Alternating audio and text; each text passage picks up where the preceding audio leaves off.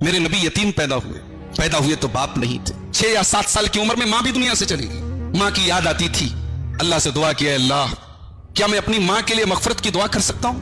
اللہ نے اجازت نہیں دی. اللہ نے نبی کو اجازت نہیں دی. آپ اپنی ماں کے لیے مغفرت کی دعا نہیں کر سکتے. مسلم شریف کی روایت ہے, اللہ کے نبی صلی اللہ علیہ وسلم اپنے صحابہ کے ساتھ اپنی ماں جناب آمنہ کی قبر پہ جاتے ہیں. اپنی ماں کی قبر کے پاس جاتے ہیں اور رونے لگتے ہیں.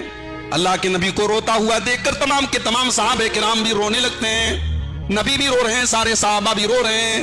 اللہ کے نبی روتے روتے کہتے ہیں, استاذنت ربی ان استغفر لأمی فلم یأذن لی. میں نے اپنے رب سے اجازت مانگی کہ اے اللہ میں اپنی ماں کے لیے مغفرت کی دعا کرنا چاہتا ہوں, میرے رب نے مجھے اجازت نہیں دی. پھر میں نے اپنے رب سے اجازت مانگی کہ اللہ میں اپنی ماں کی قبر پہ جانا چاہتا ہوں, اپنی ماں کی قبر کو دیکھنا چاہتا ہوں, تو اللہ نے مجھے اجازت دے دی. یہ ماں سے محبت تھی تو تھی.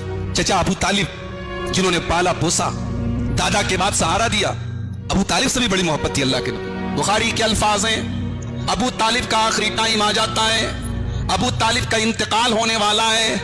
اللہ کے نبی صلی اللہ علیہ وسلم اپنے چچا ابو طالب کے پاس آتے ہیں. یا امی قل لا الہ الا اللہ, اے چچا جان لا الہ الا اللہ پڑھ دیجئے, کلمہ پڑھ دیجئے. میں وعدہ کرتا ہوں کہ اس کلمے کی وجہ سے انشاءاللہ اللہ تعالیٰ آپ کو نجات دے دے گا. اے میرے چچا جان, آپ ایک بار کلمہ پڑھ لیجئے, اس کلمے کے اوپر آپ کی موت ہو جائے گی تو آپ بچ جائیں گے. مگر وہاں پر ابو جہل بھی بیٹھا تھا, وہاں پر عبداللہ ابن امیہ بھی بیٹھا تھا. ان لوگوں نے ابو طالب کو بھڑکایا اور کہا کہ اے ابو طالب خبردار اپنے باپ دادا کا طریقہ نہ چھوڑنا, اپنے باپ دادا کا مذہب نہ چھوڑنا. ابو طالب نے انتقال کے پہلے کلمہ نہیں پڑھا. میرے نبی کو بڑی تکلیف ہوئی. ابو طالب جب دنیا سے جانے لگے, ان کی زبان پر آخری جملہ کیا تھا؟ بخاری کے الفاظ ہیں, آخری جملہ ان کی زبان پر یہ تھا, علی ملت عبد المطلب, میں اپنے باپ عبد المطلب کے مذہب پر دنیا سے جا رہا ہوں. کلمہ نہیں پڑھ سکے. بہت محبت کرتے تھے نبی سے, لیکن کلمہ نہیں پڑھ سکے, ان کو نجات نہیں مل پائے گی.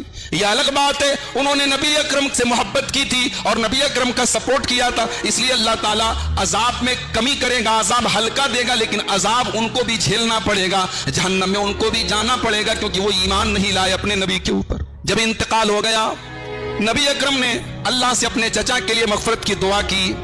آسمان سے قرآن کی آیت نازل ہو گئی, ما کان للنبی والذین آمنوا ان یستغفروا للمشرکین.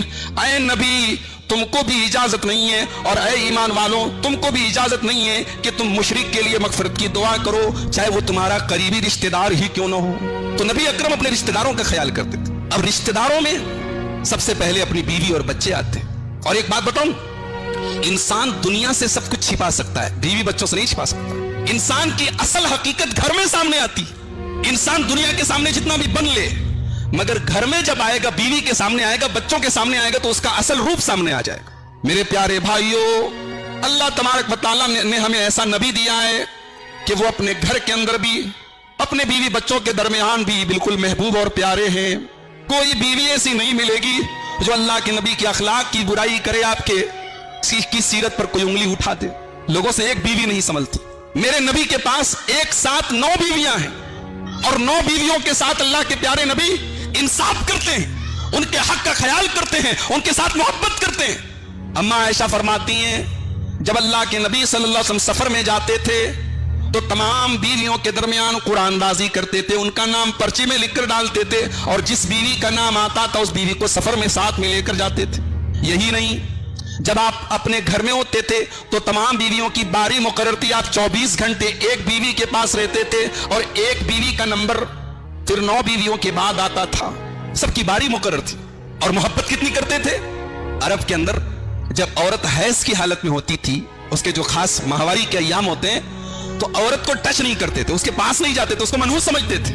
حضرت عائشہ فرماتی ہیں, کنت اشرب وانا حائض, میں حیض کی حالت میں ہوتی تھی, میں کوئی پانی پیتی تھی یا دودھ پیتی تھی, اور میں برتن پانی پی کر یا دودھ پی کر جب اللہ کے نبی کو دیتی تھی, فَيَزَعُ فَاهُ عَلَى مَوْزِ فِي, تو جہاں پر میں اپنا منہ لگاتی تھی جناب محمد رسول اللہ صلی اللہ علیہ وسلم وہیں پر اپنا منہ لگاتے تھے. اتنی محبت کرتے تھے اپنی بیویوں کے ساتھ. اور سماج کی ان کریتیوں کو, ان رسم و رواج کو ختم کیا جناب محمد رسول اللہ صلی اللہ علیہ وسلم, کہ حیض کی حالت میں عورت جو ہے منحوس نہیں ہو جاتی ہے, اس کے ساتھ صحبت کرنا حرام ہے, اس کے ساتھ انٹرکورس کرنا حرام ہے, اس کے ساتھ سونا جاگنا کھانا پینا یہ سب جائز ہے.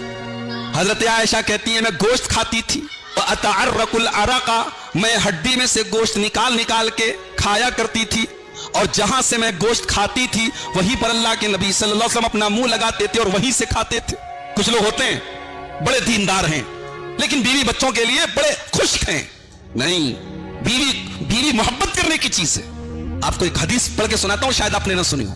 حضرت عائشہ فرماتی ہیں، ابو داؤد کی روایت ہے، اللہ کے نبی صلی اللہ علیہ وسلم نے اپنی بیوی، کسی بیوی کو بوسہ لیا، نام نہیں ہے بیوی کا، کسی بیوی کو بوسہ لیا، اس کو چوما، اور اس کے بعد آپ وضو سے تھے، آپ نماز پڑھنے چلے گئے۔ اس سے دو مسئلہ ثابت ہوا، بیوی کو چومنے سے وضو نہیں ٹوٹتا، اور دوسرا مسئلہ یہ ثابت ہوا کہ بیوی جو ہے یہ شوہر کی محبت، اس کے حسن سلوک کی حقدار ہے۔ یہ نبی کی سنت ہے، یہ نبی کا طریقہ ہے۔ آپ اپنی بیویوں کے ساتھ ایک ہی برتن میں غسل کرتے تھے، ایک ساتھ غسل کرتے تھے، نہاتے تھے، اللہ کے رسول ہیں، اللہ کے نبی ہیں، مگر اپنی بیویوں سے اتنی محبت کرتے تھے کہ اپنی بیویوں کے ساتھ، جس بیوی کے ساتھ آپ کی باری ہوتی تھی ایک برتن میں بھی آپ نہایا کرتے تھے۔ ایسا بھی ثبوت ہمیں حدیث کی کتابوں میں ملتا ہے۔ کبھی کبھی بیویوں کے ساتھ ہنسی مذاق بھی کرتے تھے۔ مسند احمد کی روایت ہے، اللہ کے نبی سفر میں جا رہے ہیں، آپ نے صحابہ سے کہا تم لوگ تھوڑا آگے نکل جاؤ۔ سفر میں آپ کی عادت تھی، آپ کسی بیوی کو لے کر جاتے تھے، اس سفر میں حضرت عائشہ ساتھ میں تھی، آپ نے صحابہ سے کہا تم لوگ تھوڑا آگے نکل جاؤ، مجھے اپنی بیوی سے کچھ پرائیویٹ بات کرنی۔ صحابہ آگے نکل گئے۔ اللہ کے نبی حضرت عائشہ سے کہتے ہیں تعالی اسابق کی، اے عائشہ چلو ہم دونوں دوڑتے ہیں، دوڑ کا مقابلہ کرتے ہیں، دیکھتے ہیں کون آگے نکل جاتا ہے کون پیچھے رہ جاتا ہے۔ حضرت عائشہ کہتی ہیں سناٹا تھا، میں اور اللہ کے رسول دوڑنے لگے، میری نئی نئی شادی ہوئی تھی، میرا بدن کمزور تھا، ہلکا تھا، دبلی پتلی تھی، جب دوڑ ہوئی میں آگے نکل گئی۔ دبلا پتلا آدمی زیادہ پھرتیلا ہوتا ہے کہ نہیں، اس لیے بہت موٹا ہونا یہ کوئی بہت اچھی چیز نہیں ہے۔ حضرت عائشہ دبلی پتلی تھی، ہلکی پھلکی تھی، آگے نکل گئی، اور اللہ کے پیارے نبی پیچھے رہ گئے۔ حضرت عائشہ ہنسنے لگی، کہنے لگی اے اللہ کے نبی آج تو میں نے آپ کو پیچھے کر دیا، میں آگے نکل گئی۔ اللہ کے پیارے نبی صلی اللہ علیہ وسلم خاموش ہو گئے، کوئی جواب نہیں دیا۔ کچھ دنوں کے بعد ایک دوسرا سفر تھا، اور اس سفر میں بھی حضرت عائشہ ساتھ میں تھی۔ کچھ سالوں کے بعد، کچھ مہینوں کے بعد، تو آپ نے صحابہ سے کہا تم لوگ تھوڑا آگے نکل جاؤ۔ صحابہ آگے نکل گئے۔ اس سے ایک مسئلہ یہ پتہ چلا کہ شوہر اور بیوی کے بیچ میں ہنسی مذاق پرائیویٹ میں ہونا چاہیے، پبلک میں نہیں ہونا چاہیے۔ لوگ پارک میں جا کے بیوی کے ساتھ پیار کرتے، غلط ہے یہ۔ لوگ ہوٹل میں بیٹھے سب کے سامنے بیوی سے محبت کر رہے ہیں، بیوی سے محبت پرائیویٹ میں ہونی چاہیے، پبلک میں نہیں ہونی چاہیے۔ صحابہ سے کہا تھوڑا آگے نکل جاؤ۔ صحابہ آگے نکل گئے۔ آپ نے حضرت عائشہ سے کہا کہ عائشہ چلو آج ایک بار پھر ہم دونوں دوڑتے ہیں، مقابلہ کرتے ہیں۔ حضرت عائشہ کہتی ہیں اس بار جب دوڑ کا مقابلہ ہوا تو میں تھوڑی موٹی ہو گئی تھی، بدن تو میرا بدن تھوڑا موٹا ہو گیا تھا، میں بھاری ہو گئی تھی، اب میرے اندر وہ چستی پھرتی نہیں رہ گئی جو پہلے تھی۔ اب اس بار جب دوڑ کا مقابلہ ہوا تو اللہ کے نبی آگے نکل گئے اور میں پیچھے رہ گئی۔ نبی اکرم ہنسنے لگے، آپ جب آگے نکل گئے آپ ہنسنے لگے، اور آپ نے فرمایا ہاذہ بتلکا، اے عائشہ یہ اس دن کا بدلہ ہے، اس دن تم آگے نکل گئی، آج میں آگے نکل گیا۔ یہ رسول اکرم کی میریٹل لائف ہے، یہ آپ کی شادی شدہ زندگی ہے۔ شادی شدہ زندگی میں ایسے لمحات بھی آئے کہ کبھی میاں بیوی کے بیچ میں نوک جھونک بھی ہو جاتی ہے، کبھی بیوی ناراض ہوگی، کبھی شوہر ناراض ہو گیا۔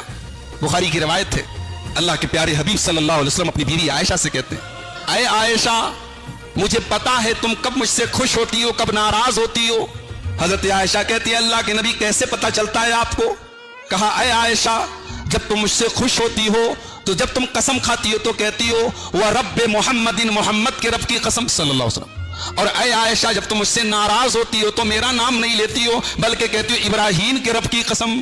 اللہ اکبر۔ یعنی شوہر اور بیوی کا رشتہ ایسا ہو کہ بیوی کب ناراض ہے شوہر کو پتہ لگ جائے، بیوی کے بات چیت سے، اس کے بیہیویئر سے، اس کے سلوک سے پتہ لگ جائے یہ مجھ سے روٹھی ہوئی ہے۔ حضرت عائشہ بڑا پیارا جواب دیتی ہیں اے اللہ کے نبی صحیح کہہ رہے ہیں آپ، جب میں آپ سے ناراض ہوتی ہوں تو میں آپ کا نام نہیں لیتی ہوں، میں قسم کھاتی ہوں تو کہتی ہوں ابراہیم کے رب کی قسم، لیکن اے اللہ کے نبی میں ایک بات کلیئر بتا دینا چاہتی ہوں کہ غصے کے عالم میں بھی میں آپ کا نام چھوڑتی ہوں، آپ کو نہیں چھوڑتی ہوں۔ آپ کی محبت ویسے ہی دل میں رہتی ہے، یہ الگ بات ہے اپنا غصہ دکھانے کے لیے میں آپ کا نام نہیں لیتی ہوں، لیکن دل میں آپ کی محبت اپنی جگہ رہتی ہے۔